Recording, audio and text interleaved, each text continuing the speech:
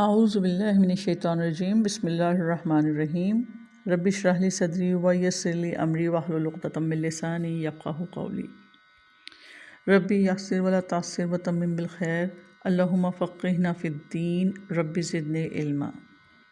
سورۃ البقرہ آیت 92 لفظی ترجمہ وَلَقَدْ اور بلا شبہ یقیناً جاءکم آئے تمہارے پاس موسیٰ بالبیناتی روشن نشانیاں لے کر، ثم پھر اتخذتم العجل پکڑ لیا تم نے، بنا لیا تم نے العجل بچھڑے کو، من بعدہ بعد اس کے، وانتم حالانکہ تم ظالمون ظلم کرنے والے تھے۔ با محاورہ ترجمہ اور بلا شبہ یقیناً تمہارے پاس موسیٰ علیہ السلام روشن نشانیاں لے کر آئے، پھر تم نے اس کے بعد بچھڑے کو پکڑ لیا حالانکہ تم ظلم کرنے والے تھے۔ اس آیت میں بھی خطاب بنی اسرائیل سے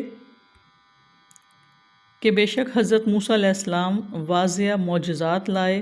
بینات سے مراد نشانیاں اور وہ دلائل جو موسیٰ علیہ السلام نے اپنے نبی اور رسول ہونے کے ثبوت میں پیش کیے تھے، اور یہ واضح معجزات صرف عصائے موسیٰ اور ید بیضا ہی نہ تھے، بلکہ بے شمار دوسرے معجزات بھی تھے جن کا تذکرہ قرآن میں آگے چل کر آئے گا، جیسے طوفان، جوئیں، مینڈک، خون، اور اسی طرح سمندر کا پھٹ جانا، فرعون سے نجات دلانا اور فرعون کی غرقابی، جنگل میں من و سلویٰ کا نزول، چٹان سے 12 چشموں کا پھوٹ نکلنا، اور پھر اتنے واضح معجزات دیکھنے کے بعد بھی تم اللہ پر ایمان نہیں لائے، اور موسیٰ علیہ السلام کی غیر حاضری میں تمہیں تھوڑا سا موقع ملا تو فوراً پھر سے بچھڑے کی پرستی شروع کر دی۔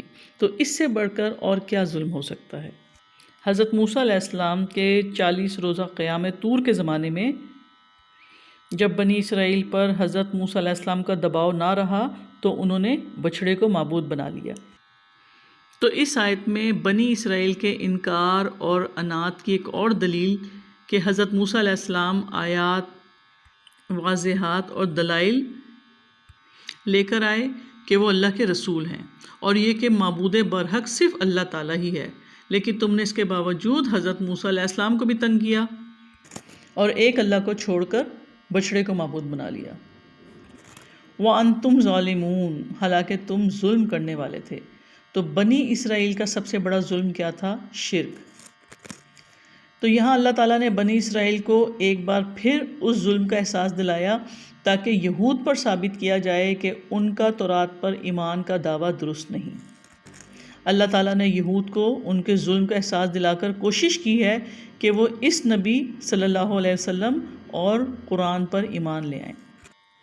آیت 93 لفظی ترجمہ وَإِذْ اور جب اخذنا لیا ہم نے میثاقکم پختہ عہد تم سے، ورفعنا اور اٹھایا ہم نے فوقکم الطور اوپر تمہارے پہاڑ کو، خذوا پکڑو، ما جو کچھ آتیناکم دیا ہم نے تمہیں، بقوت قوت کے ساتھ، واسمعوا اور سنو، قالوا انہوں نے کہا، سمعنا سنا ہم نے، وعصینا اور ہم نے نافرمانی کی، واشربوا اور پلا دی گئی، فی قلوبہم ان کے دلوں میں، العجل بچھڑے، بریکٹ میں لکھیں کی محبت، بکفرہم ان کے کفر کی وجہ سے، قل کہہ دو، بئس ما بری چیز ہے جو یأمرکم حکم دیتا ہے تمہیں، بہ جس کا،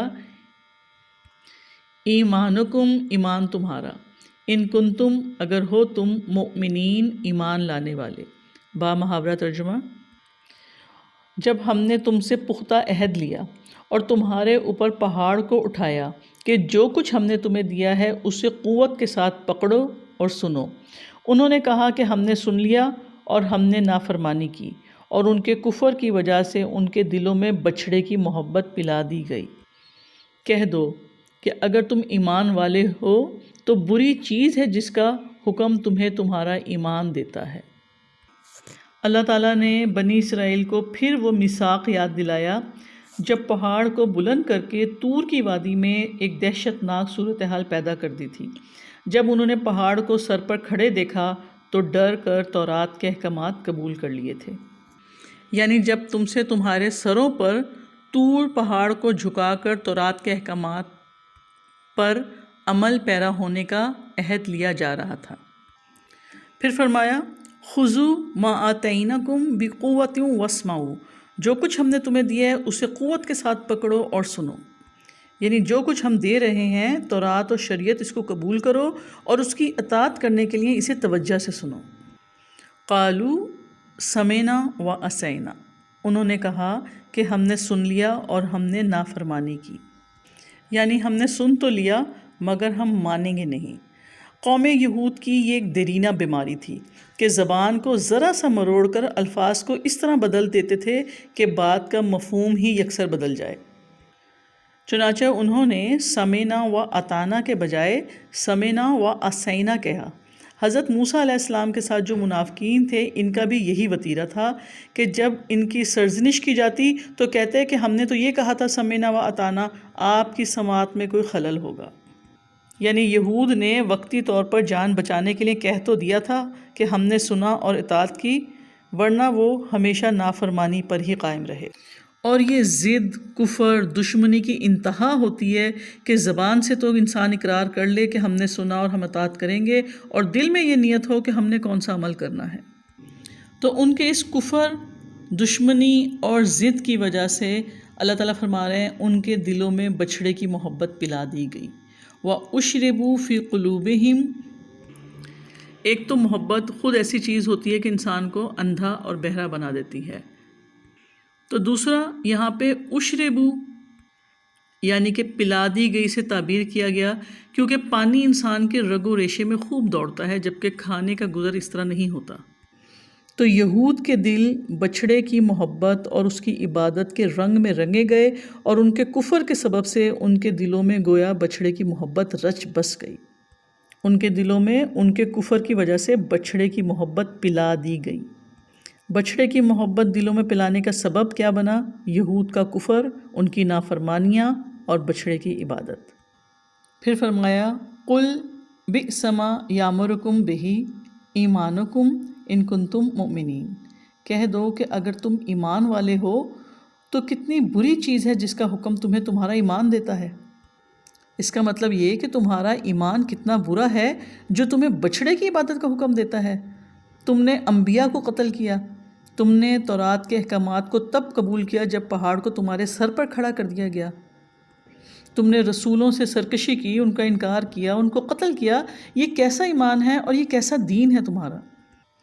بنی اسرائیل کے سروں پر طور پہاڑ کو اٹھا کر تورات کے احکامات پر عمل پیرا ہونے کا جب عہد لیا جا رہا تھا تو اس کا پہلا اور بنیادی حکم یہی تھا کہ تم اللہ کے سوا کسی دوسرے کی عبادت نہیں کرو گے اور نہ کسی کو اللہ کا شریک بناؤ گے۔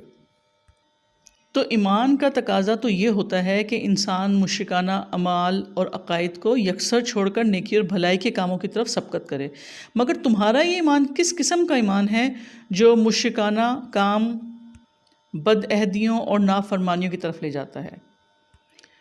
تو تمہارے اسلاف بھی یہی کچھ کرتے رہے اور آج تم بھی اسی ڈگر پر چل رہے ہو۔ سبحانک اللہم بحمدک نشہد ان لا الہ الا انت نستغفرک ونتوب الیک۔ السلام علیکم ورحمۃ اللہ وبرکاتہ۔